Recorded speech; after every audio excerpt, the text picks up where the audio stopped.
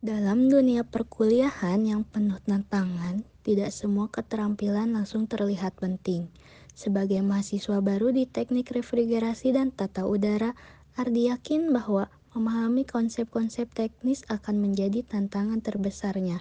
Namun, ia belum menyadari bahwa mendengarkan sebuah keterampilan sederhana yang sering diabaikan bisa menjadi penghalang yang tak terduga dalam perjalanannya menuju sukses. Ardi masuk ke kelas dengan tergesa-gesa. Ia baru saja selesai dengan pertemuan kelompok dan hampir terlambat. Kelas sudah dimulai ketika Ardi duduk di bangku belakang. Dosen telah memulai pembahasan mengenai prinsip dasar sistem refrigerasi. Tapi sebelum itu ada pengumuman dulu. Saya harapkan Ardi kepada mencoba gabungan sendiri fokus tugas tetapi kelompok yang pikirannya masih bertujuan ke melayang depan. ke pertemuan kelompok Tugasnya mengenai sebelumnya, analisis di sistem mana ia refrigerasi merasa bingung untuk tentang penggunaannya peran dalam pada sistem kelompoknya. pendingin Saat industrial dosen atau mulai komersial. menjelaskan tentang komponen-komponen sistem refrigerasi, Ardi mendapati dirinya tertinggal.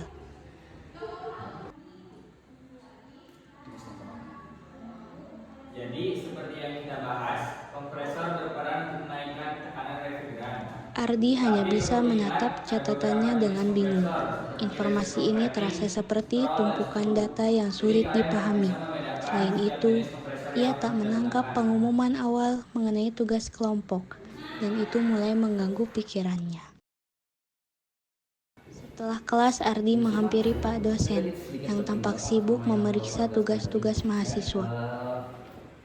Saya bisa tahu lebih jelasnya nggak sih Pak soal tadi? Kalau tugasnya, Ya. jadi tugasnya itu kalian harus buat analisis tentang sistem refrigerasi yang telah ditentukan.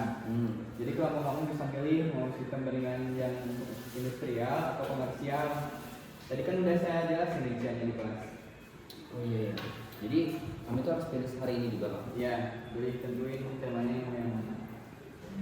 Ardi mengangguk, tapi rasa cemas mulai muncul. Ia baru menyadari bahwa rekan satu kelompoknya, Sari dan Budi, mungkin sudah berdiskusi tadi saat ia sedang tertinggal dalam Sari dan Budi fokus. apa udah diskusi Masalah ya? komunikasi dan listening Kok mereka skill nggak ada tampaknya pembahasan menjadi ke aku ya? tantangan yang lebih Coba besar kasih daripada dulu. yang ia duga. Setelah bertemu Pak dosen, Ardi menemui kelompoknya di kelas. Budi dan Sari tampak melihat catatan. Mereka tampak serius dan suasana mulai terasa canggung.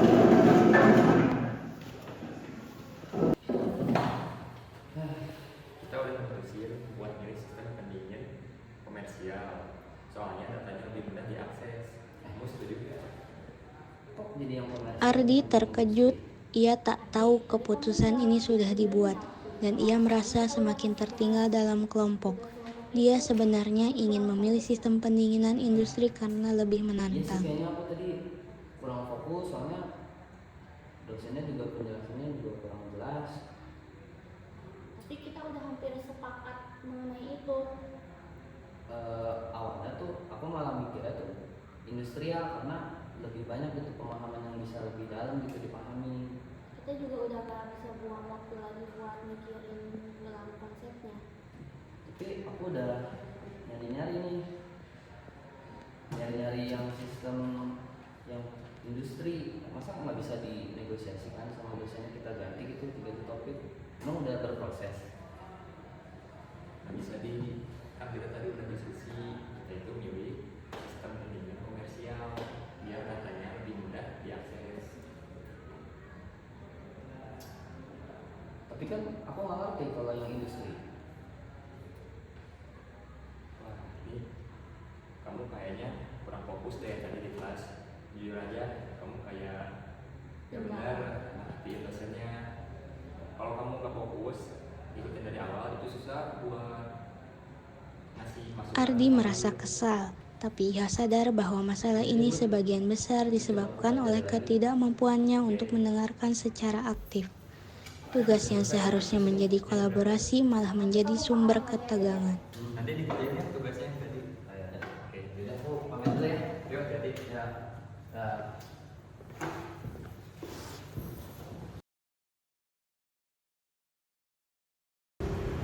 Ardi memutuskan untuk bertemu dengan Dwi setelah merasa bingung dengan diskusi kelompoknya. Di perpustakaan yang sepi, mereka duduk di meja panjang sambil membicarakan masalah Ardi. Wi, aku boleh cerita nggak sih Wi soal ini nih kerja kelompok aku? Kenapa emang boleh? Kok boleh? Aku tuh kayak ngerasa ketinggalan banget di kelompok, terus juga di kelas. Padahal aku tuh ngedengerin penjelasan dosen kayak gimana, tapi kayaknya bagi Budi sama Sari itu kurang memerhatikan gitu. Terus juga pas aku kerja kelompok, aku tuh kayak nggak dianggap lah. Aku juga bingung mereka ngebahas apa. Aku ngerti, Di. Kamu bukan cuma harus dengerin kata-kata dosen atau dengerin materi, tapi kamu juga harus lihat situasi, teman sekelompok, lihat keadaan sosial, dan lingkungan sekitar. Maksud kamu? Jadi maksud aku tuh kadang kita tuh sadar kalau kita tuh harus mendengarkan kata-kata orang lain, pendapat orang lain, apalagi kelompok tuh harus dengerin setiap pendapat orang lain. Misalnya kamu juga harus cari tahu informasi dari teman-teman kamu. Jadi kamu itu jangan ketinggalan suasana penting dan info penting. Oh, jadi maksud kamu tuh aku lebih memperhatikan lagi aja ya di kelas ya. Jadi biar nggak ada ketinggalan materi apa segala macem gitu. Terus juga ke kelompok juga lebih aware lah apa yang mereka kerjain, terus juga mereka progres udah sampai mana. Nah itu lebih tepatnya, jadi kamu itu harus lebih aktif di kelas maupun kamu di kelompok. Jadi nggak ada salahnya ya kalau kamu itu nanya kalau nggak paham. Kamu itu jangan dipendam sendiri, kalau nggak ngerti nanya ke orang-orang atau ke teman sekelas kamu, biar kamu itu bisa juga memahami teman-teman kamu. Ya sih, mungkin coba aku obrolin lagi ya ke si Sari sama Budinya. Mungkin mereka kemarin kesal jadinya mereka ngediemin aku nggak jelas gitu. Nah besok mungkin aku coba diskusiin lagi deh mereka sampai mana progresnya. Terus juga aku mulai memerhatikan lagi ke dosen biar aku juga ngebantu mereka lebih jadi bisa selesai gitu proyeknya. Yaudah deh, Ya. kalau kayak begitu sarannya aku pulang dulu ya. Oke. Oke, makasih Deni. Ya.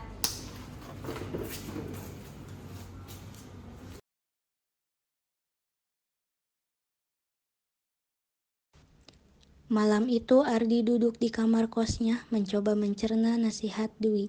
Ia melihat catatan dari kelas tapi pikirannya kembali ke interaksi dalam kelompoknya. Dia menyadari bahwa kesulitannya bukan hanya soal memahami konsep teknis, tetapi juga tentang memahami konteks sosial. Jadi bukan cuma masalah mendengarkan dosen, aku juga harus bisa menangkap yang gak langsung terucap. Kalau aku cuma fokus pada apa yang aku dengar, tanpa memahami suasana, aku bakal selalu tertinggal. Mungkin Wi benar, aku harus lebih aktif mendengarkan dan berinteraksi kepada kelompok dan juga orang-orang yang berada di sekitarku. Ardi kemudian menghubungi Sari dan Budi melalui chat grup meminta maaf karena kurang berperan aktif dan menawarkan solusi agar mereka bisa mendiskusikan pilihan tugas lebih baik. Ia berjanji untuk lebih terlibat di diskusi selanjutnya. Ardi kini mengerti bahwa mendengarkan bukan sekedar mendengar informasi. Mendengarkan adalah proses aktif, melibatkan pemahaman konteks, menangkap isyarat sosial, dan merespon dengan tepat. Dalam dunia perkuliahan yang penuh tuntutan, keterampilan mendengarkan yang baik menjadi fondasi penting, baik untuk memahami materi akademik maupun untuk bekerja dalam tim. Dengan kesadaran ini, Ardi siap melangkah lebih jauh, tidak hanya sebagai pendengar yang baik, tapi juga sebagai rekan yang dapat diandalkan.